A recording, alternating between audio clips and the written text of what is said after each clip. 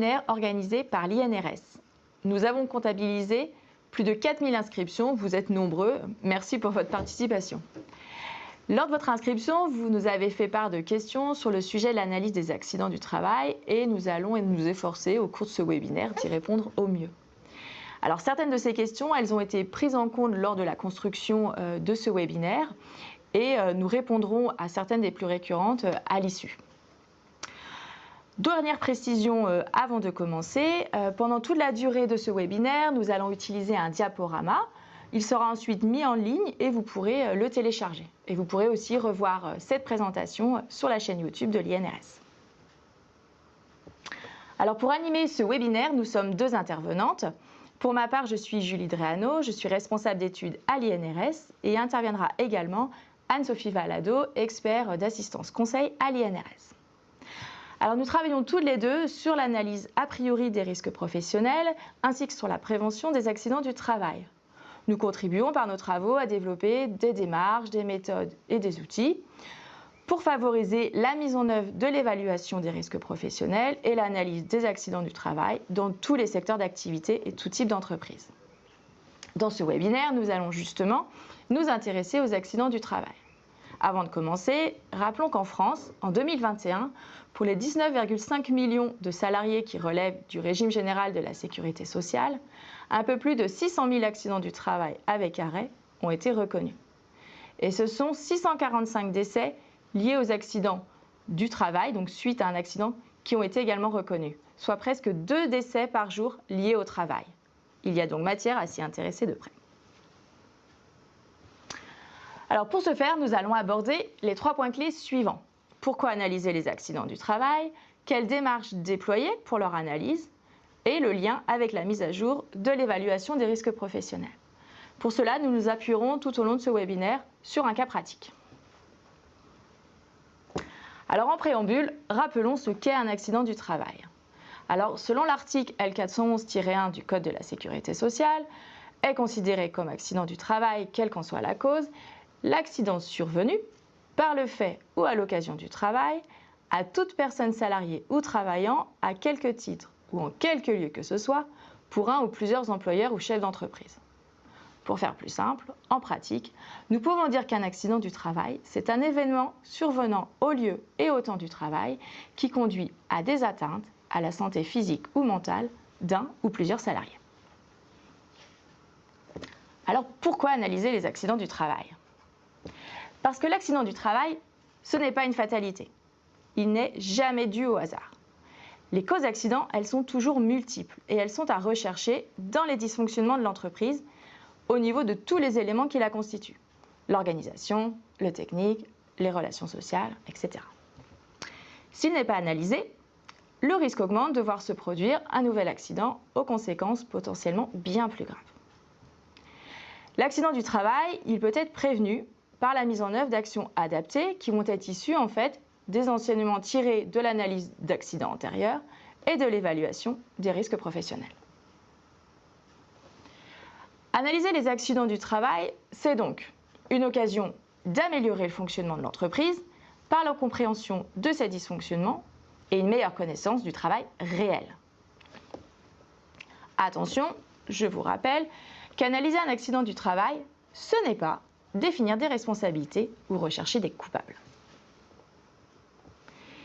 Analyser les accidents du travail, c'est aussi une nécessité pour éviter un nouvel accident et ses nombreuses conséquences. Des conséquences humaines, avec pour la victime des douleurs, voire l'apparition d'un handicap. Des conséquences sociales, avec un isolement social de la victime, en cas d'arrêt de travail prolongé qui l'empêche de reprendre son activité. Et pour l'employeur et son entreprise, une dégradation de l'image de marque, du climat social, par exemple. Des conséquences également économiques, avec pour la victime une perte de salaire par exemple suite à un changement d'emploi qui va être lié à l'accident. Et pour l'employeur, une augmentation de la cotisation de son taux AT-MP. Et enfin, les conséquences peuvent aussi être juridiques, avec pour l'employeur la possibilité de voir engager sa responsabilité civile ou pénale. Mais avant tout, un accident reste un traumatisme pour la victime et le collectif de travail. Après avoir défini ce qu'est un accident du travail et l'intérêt de leur étude, je vais maintenant laisser la parole à Anne-Sophie qui va vous présenter la démarche préconisée par l'INRS pour les analyser. Merci Julie. En premier lieu, avant de se lancer dans la démarche, il faut avoir en tête que l'analyse d'un accident nécessite de prendre du temps. C'est prendre du temps pour se questionner sur ce qui s'est passé, comment cela a pu arriver, quels ont été les acteurs impliqués. C'est prendre le temps de réfléchir collectivement à la survenue de cet événement et échanger ensemble sur ce qui est arrivé. C'est aussi prendre le temps de tirer les enseignements de cet accident et décider d'agir pour corriger ce qui a dysfonctionné. Ce temps n'est pas du temps perdu, contrairement à ce qu'on pourrait penser. Les résultats de cette analyse vont vraiment participer à l'amélioration de la prévention de façon beaucoup plus large. Nous vous proposons donc de suivre 7 grandes étapes pour analyser les accidents du travail et agir à leur prévention. Nous allons entrer dans le détail de chacune d'elles en nous appuyant notamment sur un exemple concret. Cet exemple concerne l'accident de Lola. Lola travaille chez Windelix, entreprise de fabrication de pales d'éoliennes. Elle emploie 90 salariés. Lola est informaticienne et travaille ici depuis 5 ans. Elle a fait une chute dans les escaliers en descendant aux archives. Elle a des contusions sur le côté droit du corps et une entorse à la cheville droite. Elle est actuellement arrêtée 10 jours. La première étape donc de la démarche, elle concerne la déclaration de l'accident du travail. C'est vraiment elle qui déclenche l'analyse. La victime doit avant tout informer son employeur dans un délai de 24 heures de la survenue d'un accident du travail. À réception de cette information, l'employeur a alors 48 heures pour effectuer la déclaration de l'accident à la Sécurité sociale, à la CPAM pour être exact. Nous insistons sur la nécessité pour l'entreprise de mettre en place une procédure de remontée des accidents, qu'ils soient avec ou sans arrêt. Mais surtout, il est important que les salariés aient connaissance de cette procédure. Il est intéressant pour l'employeur de collecter les premiers éléments en sa possession. Quand l'accident a eu lieu, qui a été l'accidenté, quel est le poste occupé, où a eu lieu l'accident et éventuellement les premières circonstances connues des événements amenant à l'accident et la nature des blessures s'il y en a. Cela lui permet donc d'assurer un suivi de ces accidents du travail. Nous proposons pour les entreprises qui souhaitent s'investir davantage sur le sujet de l'analyse des accidents du travail et s'améliorer en prévention des risques professionnels, d'enregistrer et de suivre également les incidents ou les presque accidents qui lui seront remontés pour également pouvoir les analyser.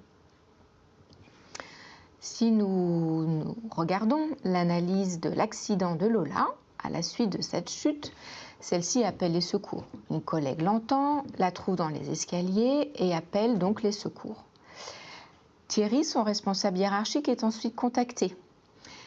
Après que Lola ait été évacuée, Thierry va noter les premières informations reçues suite à cet accident dans un tableau de suivi.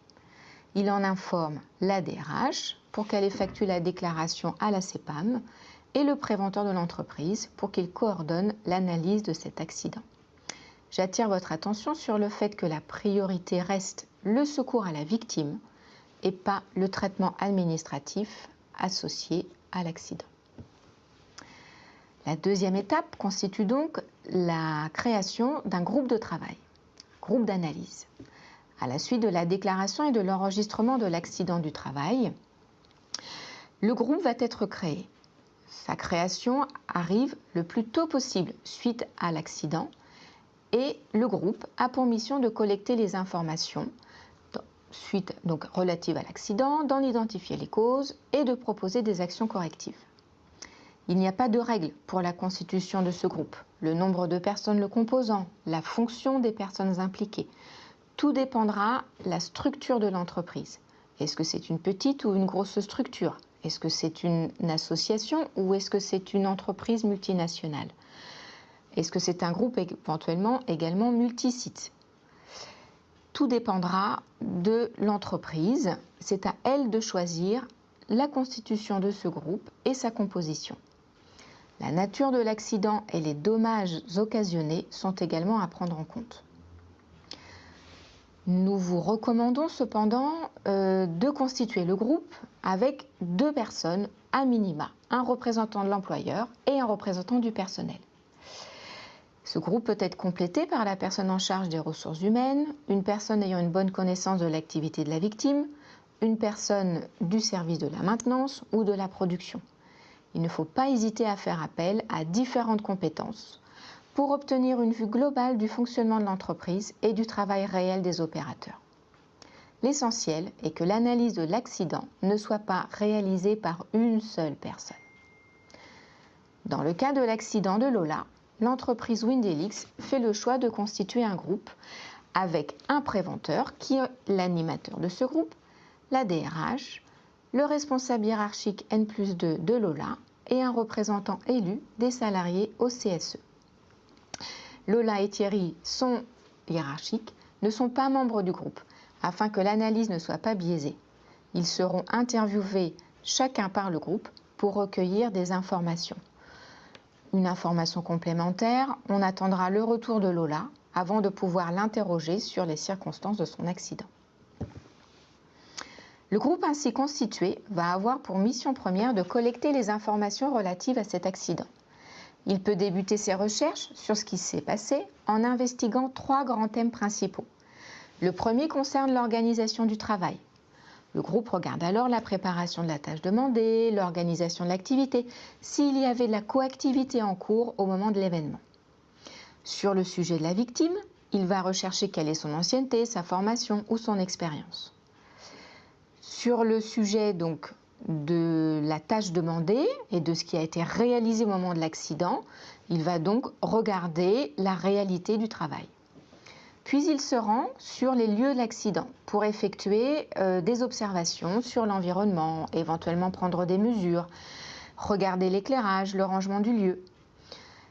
Le dernier thème concerne alors les produits manipulés. Est-ce que ce sont par exemple des produits chimiques, des équipements, des outils, des machines? Quelles ont été celles utilisées par la victime? Pour collecter toutes ces informations, le groupe va donc recueillir les éléments d'observation sur place à travers des entretiens ou également des mesures.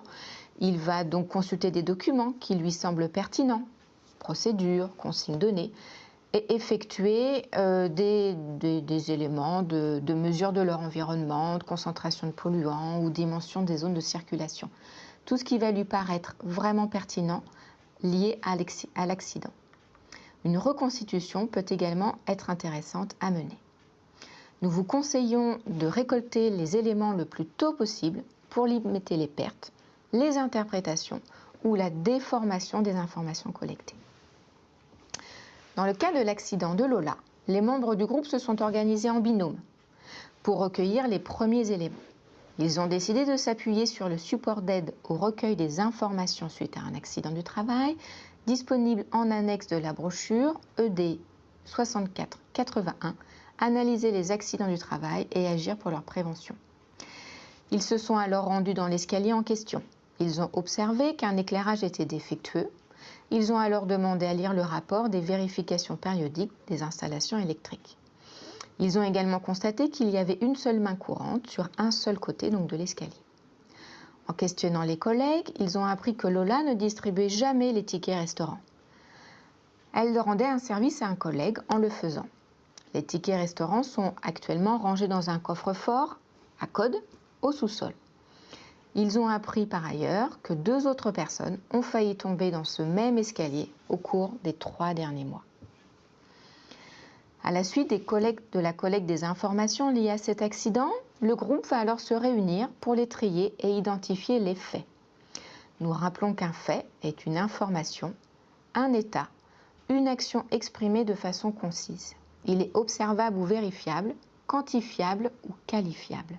Ce n'est ni une interprétation, ni une opinion, ni un jugement de valeur. Pour rédiger les faits, nous vous conseillons d'utiliser la forme affirmative pour éviter d'orienter vers la faute individuelle ou vers des solutions évidentes. Dans le cadre de l'accident de Lola, suite aux informations recueillies, le groupe a donc identifié des faits. Par exemple, sur le sujet de l'organisation du travail, Lola rendait service à un collègue. L'ouverture du coffre sécurisé se fait au moyen d'un code. Concernant la victime, il s'agit de Lola qui travaille au service informatique. Sur la tâche demandée, l'activité réalisée, Lola allait donc chercher des tickets restaurants dans le coffre sécurisé aux archives. Et Lola regardait le code inscrit sur sa tablette en descendant l'escalier. Pour le sujet du milieu, l'environnement était sombre, une seule main courante était présente dans l'escalier. Et sur le thème « Les produits ou les équipements utilisés », un éclairage défectueux signalé depuis 1 an dans le rapport annuel des vérifications des installations périodiques était noté.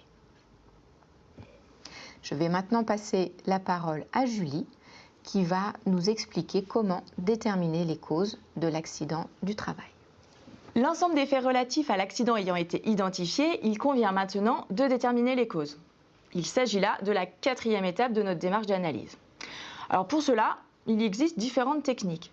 Des techniques de questionnement des faits, on peut citer par exemple la méthode des 5 pourquoi, des techniques de représentation graphique, comme le diagramme d'Ishikawa, et également des méthodes intégratives qui vont combiner techniques de questionnement et représentation graphique, comme l'arbre des causes. Le questionnement, c'est une étape impérative pour déterminer les causes de l'accident. En complément, en fait, la représentation graphique, elle va permettre plutôt de faciliter la communication entre les membres du groupe d'analyse, parce qu'elle va donner à voir, en fait, une vue d'ensemble des éléments qui ont conduit à l'accident. Le choix d'utiliser telle technique ou telle méthode, elle est à la main du groupe d'analyse et elle peut aussi dépendre du type d'accident, de ses conséquences, mais aussi de sa répétitivité. Dans tous les cas, quelle que soit la technique ou la méthode qui va être choisie, il convient de s'intéresser aux événements qui ont directement généré l'accident, ainsi qu'aux événements en fait antérieurs qui vont avoir contribué à sa survenue, afin d'identifier les causes directes, c'est-à-dire en fait celles qui ont directement occasionné le dommage, comme par exemple une défaillance de machine ou une collision entre un engin et un piéton, mais surtout en fait les causes profondes. Ce sont en fait, elles, les causes situées beaucoup plus en amont, à la fois dans le temps, mais aussi à différents niveaux de l'organisation, au niveau de l'opérateur, au niveau de l'encadrement, au niveau de la direction, et qui ont favorisé la survenue de l'accident. Par exemple, l'absence d'une maintenance sur une machine ou une coactivité avec une mauvaise visibilité. Un conseil, ne pas stopper trop vite l'analyse en s'arrêtant aux causes techniques, qui vont être les plus directes et les plus facilement identifiables. Il faut aussi s'intéresser à la dimension organisationnelle. Dans le cas de l'accident de Lola, sur la base des faits qui ont été préalablement identifiés, le préventeur et le représentant des salariés vont travailler tout d'abord en binôme. Ils vont pour cela s'atteler en fait à déterminer les causes de l'accident et décident pour ce faire d'utiliser la méthode de l'arbre des causes qui va constituer à reconstruire l'enchaînement logique des faits. Pour cela, ils partent de la lésion corporelle de Lola et ils vont se demander ce qu'il a fallu pour que cela se produise et surtout si c'était suffisant. Alors si on prend un exemple, donc celui de Lola, il commence par se demander qu'a-t-il fallu pour que Lola soit blessée ? Il a fallu qu'elle tombe dans l'escalier. Il se demande, est-ce qu'il a fallu autre chose et qu'a-t-il fallu pour cela ? Il a fallu qu'elle rate une marche. Était-ce suffisant ? Oui. Et qu'a-t-il fallu pour qu'elle rate une marche ? Il a fallu qu'elle descende l'escalier. Il se demande alors s'il a fallu autre chose pour occasionner cela. Oui, il a fallu également qu'elle regarde sa tablette, qu'elle la tienne dans sa main du côté de la main courante, ce qui l'empêchait de tenir la main courante, et également que la cage d'escalier soit sombre. Et ainsi de suite, ils vont poursuivre en fait ce questionnement jusqu'à remonter aux causes profondes de l'accident. Cela va leur permettre en fait de construire une première représentation graphique de l'arbre des causes de l'accident de Lola qu'ils vont en fait soumettre ensuite lors d'une réunion aux autres membres du groupe d'analyse. Au cours de cet échange collectif, des compléments vont être apportés et l'arbre peut être légèrement modifié et enrichi. Le groupe, à l'issue de la réunion, va se mettre en fait d'accord sur une version finale de l'arbre des causes à 4 branches qui va leur permettre d'identifier des causes directes et des causes profondes. C'est la version donc que vous pouvez voir ici. L'objectif de cet arbre, ça va être de faciliter en fait l'identification ensuite des actions correctives pertinentes qui vont servir à venir couper à minima au moins une branche et ainsi éviter un nouvel accident du même type. À partir des causes identifiées à l'étape précédente, le groupe d'analyse il doit maintenant choisir les actions correctives les plus adaptées à proposer à l'employeur afin de pallier aux dysfonctionnements qui ont été identifiés précédemment et puis bien sûr éviter ainsi la survenue d'un nouvel accident.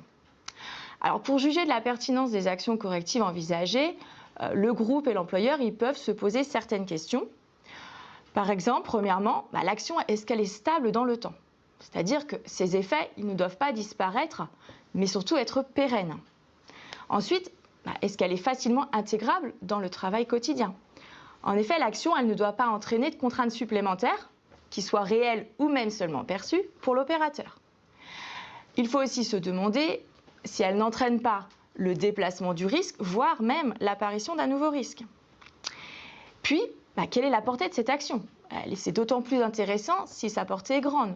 Par exemple, lorsqu'elle va influer sur un grand collectif de travail, de nombreux postes ou différents ateliers. Et enfin, est-ce qu'elle permet d'agir sur les causes les plus en amont de la survenue de l'accident?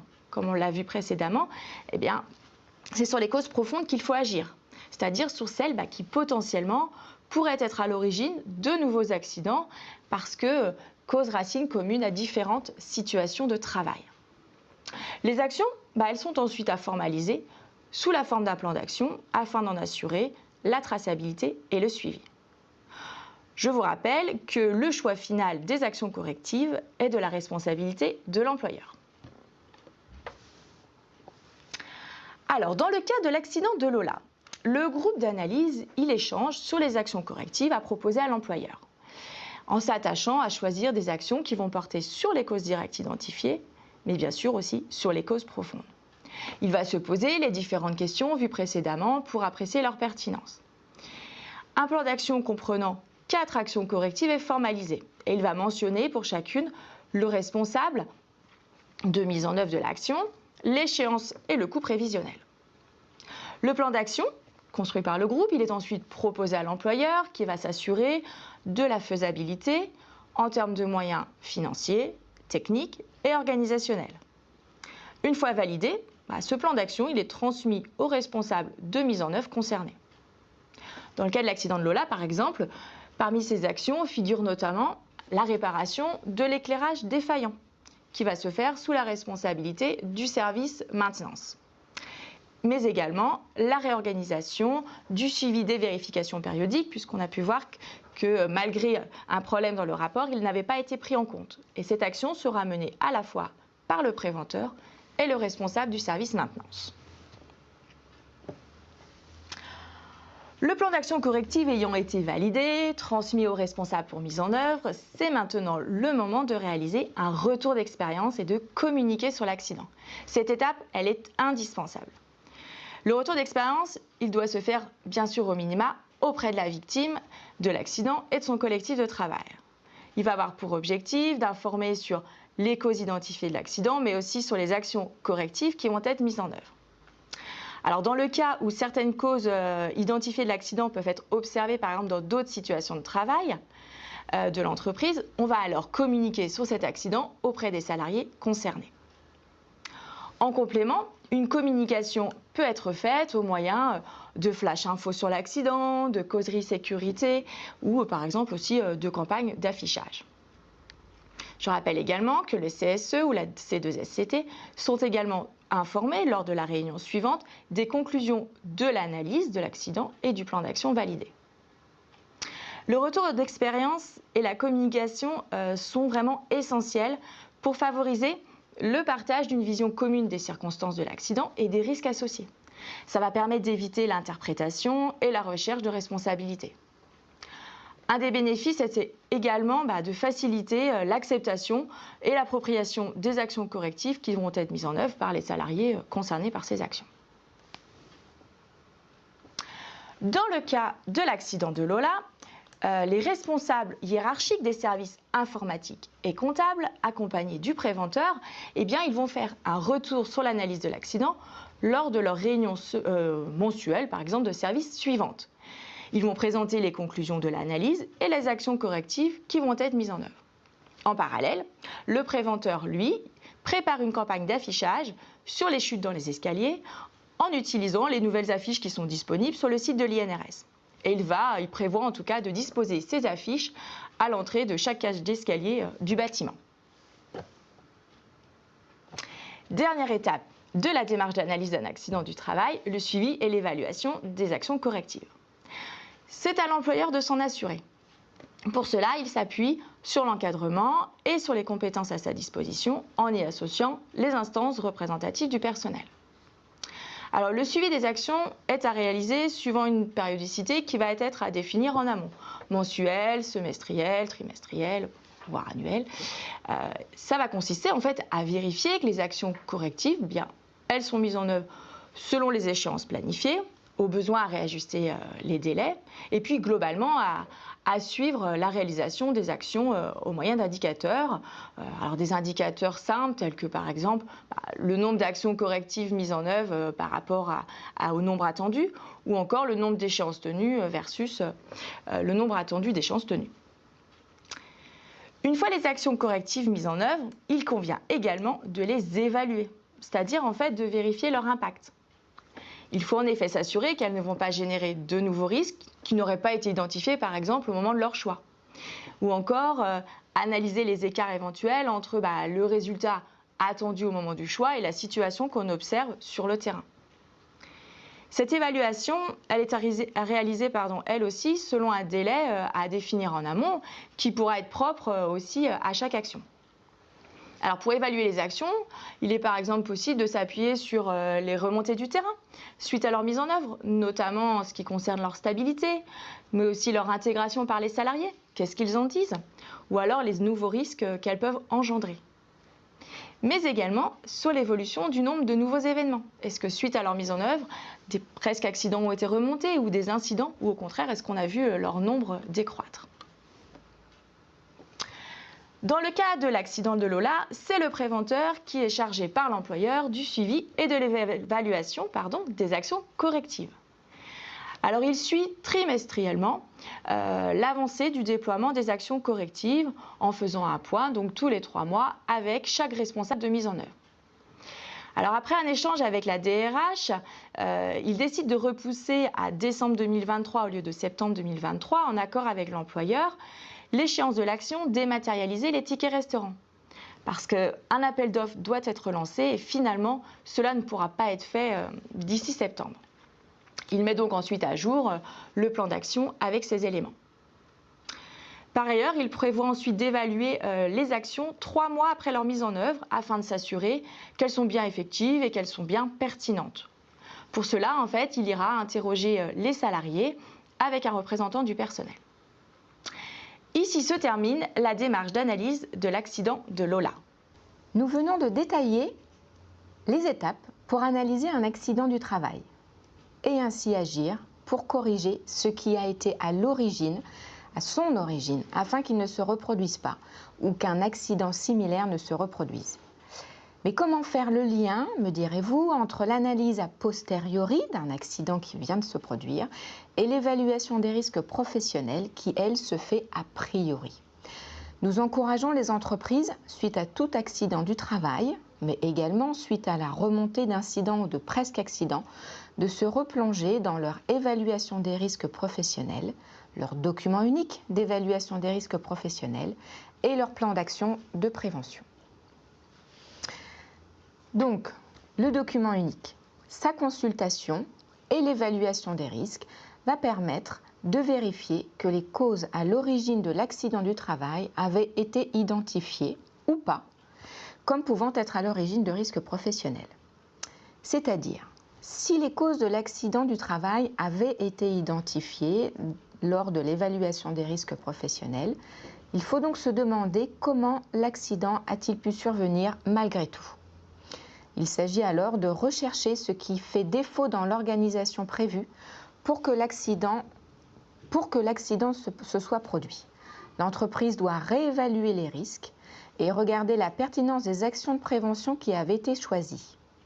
Elle doit également parcourir son plan d'action et observer les échéances fixées à leur déploiement. Si les causes de l'accident n'avaient pas été identifiées dans l'évaluation des risques et n'apparaissaient donc pas dans le document unique, alors il faut il faut prendre en compte ces risques dans l'évaluation des risques professionnels de l'unité de travail concernée et de celle qui pourrait l'être. Ainsi, l'entreprise peut mettre à jour son document unique d'évaluation des risques professionnels et son programme annuel de prévention ou plan d'action en intégrant les nouveaux risques identifiés et les actions correctives déployées après l'accident qui vient de se produire. Ces actions deviennent alors pérennes et peuvent désormais être identifiées comme actions de prévention. Chez Windelix, suite à l'accident de Lola, le préventeur et Thierry, son responsable hiérarchique, consulte le document unique d'évaluation des risques professionnels que l'entreprise avait réalisé pour voir si les risques principaux à l'origine de l'accident avaient été intégrés dans celui-ci a priori, c'est-à-dire bien avant que l'accident ne survienne. Ils se rendent compte que le risque de chute dans les escaliers avait bien été identifié comme un risque professionnel, mais aucune action de prévention spécifique n'était prévue. Et ce risque n'était pas considéré comme un risque prioritaire. Le préventeur met alors à jour le document unique d'évaluation des risques professionnels et le plan d'action associé et y intègre les nouveaux éléments recueillis. Ainsi, l'analyse des accidents du travail vient participer à la prévention des risques professionnels. La démarche proposée au cours de ce webinaire s'avère être un outil pertinent pour améliorer la connaissance des risques dans les entreprises et alimenter l'évaluation des risques professionnels, ainsi que la formalisation dans le document unique. Nous espérons avoir pu vous convaincre de l'intérêt d'analyser les accidents du travail et surtout avoir pu vous guider sur la façon de faire. Nous allons maintenant répondre à quelques questions qui nous ont semblé pertinentes sur lesquelles faire un zoom. Alors, la première, faut-il analyser tous les accidents du travail ? Je dirais que la réponse est simple, il faut oui analyser tous les accidents du travail. Chaque accident est important. Il faut rappeler que c'est un traumatisme pour la victime, pour le collectif de travail. Cet accident peut être grave, avoir des conséquences nombreuses comme nous l'avons présenté précédemment. Analyser chaque accident, c'est se donner une chance d'améliorer le fonctionnement de l'entreprise en identifiant les dysfonctionnements d'un côté, mais aussi en montrant l'engagement de l'employeur à agir en prévention, qui va donc pour déployer des actions ciblées. C'est aussi montrer aux salariés que leur sécurité est une priorité, prendre le temps de s'occuper sur ce qui leur est arrivé. S'il n'est pas possible pour diverses raisons de tous les analyser, en espérant qu'ils ne soient pas si nombreux que ça, alors des critères peuvent être choisis, comme la gravité de l'accident en termes de nombre de jours d'arrêt de travail, le nombre d'accidents similaires s'étant déjà produits, le nombre d'accidents au sein d'une même équipe qui se serait déclarée, ou encore ceux impliquant le même type de matériel, par exemple. Ces critères sont à définir par l'entreprise et à présenter aux instances représentatives pour expliquer ses choix. Nous avons reçu une autre question. Faut-il analyser les presque accidents ou les incidents de la même manière que les accidents du travail ? Là aussi, je vous répondrai que oui, il ne faut pas hésiter à analyser les incidents ou les presque accidents. Tout d'abord, rappelons rapidement ce qu'ils sont. Un incident est un événement non souhaité qui a conduit à des dommages matériels uniquement. Un presque accident est également un événement non souhaité, mais qui a causé des dommages. Dans les deux cas, il s'en est fallu de peu pour qu'il y ait un blessé. Ces deux types d'événements sont des alertes à prendre en compte sur ce qui dysfonctionne dans l'entreprise ou dans un service.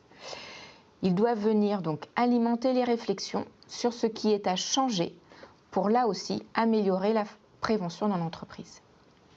L'utilisation de la démarche proposée précédemment peut sembler coûteuse en temps et en ressources pour analyser des incidents ou des presque accidents là où finalement il n'y a pas eu grand-chose de grave qui s'est produit.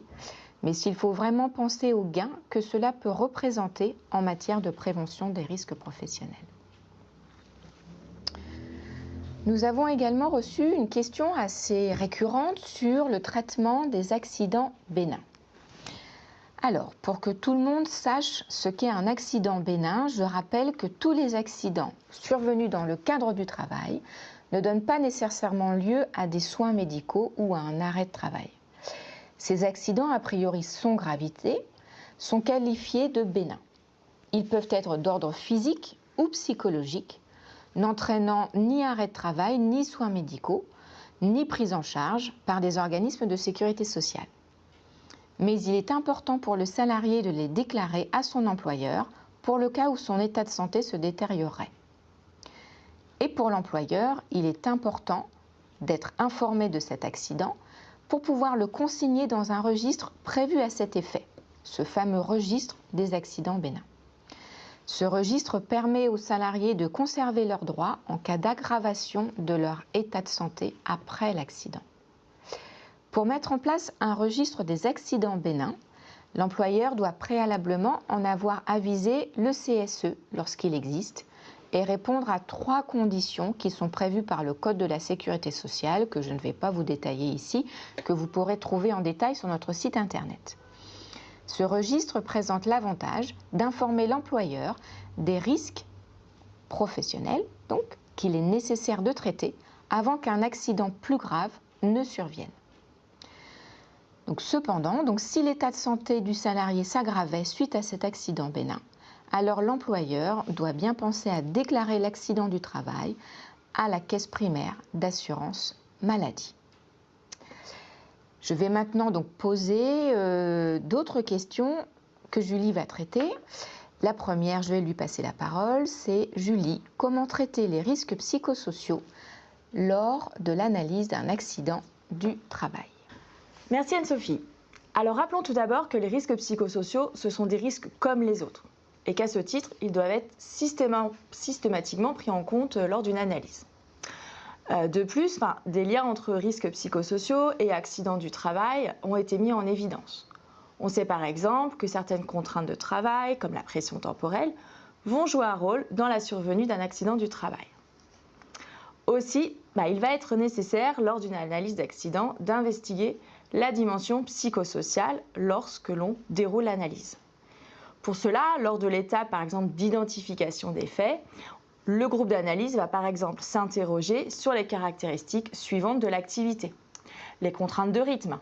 Alors, concernant la durée du travail, est-ce qu'il y a aussi des horaires atypiques, du travail de nuit? L'existence également d'objectifs et leur qualité. Les objectifs posés, sont-ils réalistes? Sont-ils mesurables? Sont-ils atteignables? Se demander également ce qu'il en est des exigences émotionnelles en lien avec l'activité de travail. Est-ce que les salariés doivent, par exemple, dans le cadre de leur activité, cacher leurs émotions? Est-ce qu'ils sont en lien avec du public?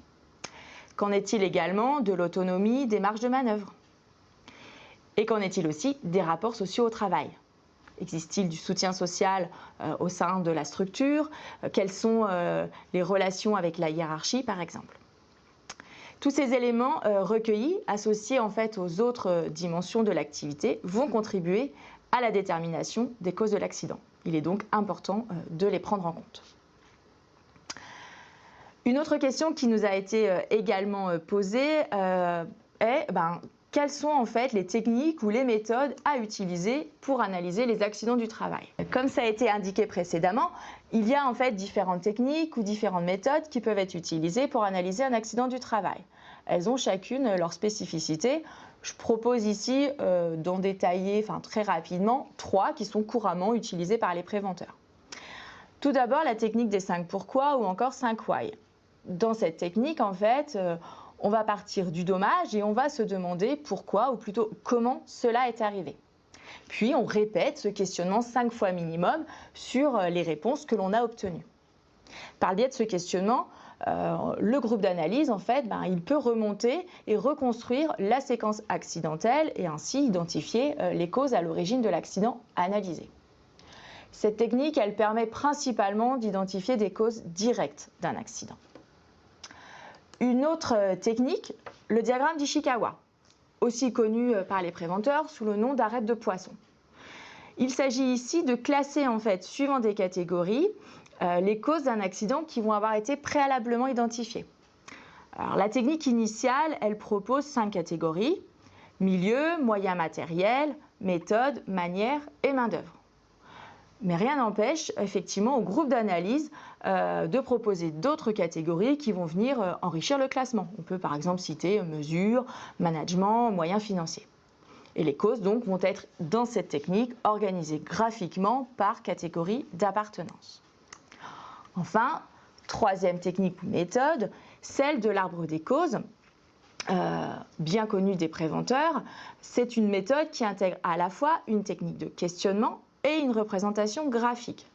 Dans la phase de questionnement, il va s'agir en fait de déterminer l'enchaînement logique des faits en démarrant du dommage, donc du fait ultime, et en formulant de manière répétée après chaque réponse, qu'a-t-il fallu pour que cela arrive, puis a-t-il fallu autre chose. Les accidents, comme nous l'avons pu le voir, sont toujours multicausaux, donc plusieurs faits vont s'avérer nécessaires pour que le dommage se produise. Et le questionnement va permettre donc de reconstruire toute la séquence logique de l'accident et de construire ainsi un arbre avec les différentes branches permettant de remonter aux causes profondes de l'accident. Alors à noter, je vais préciser quand même, on entend aussi parler d'autres méthodes telles AMDEC, Taproot ou MORT par exemple. Ces méthodes, elles sont plutôt à réserver à des accidents industriels parce que leur mise en œuvre est plutôt complexe.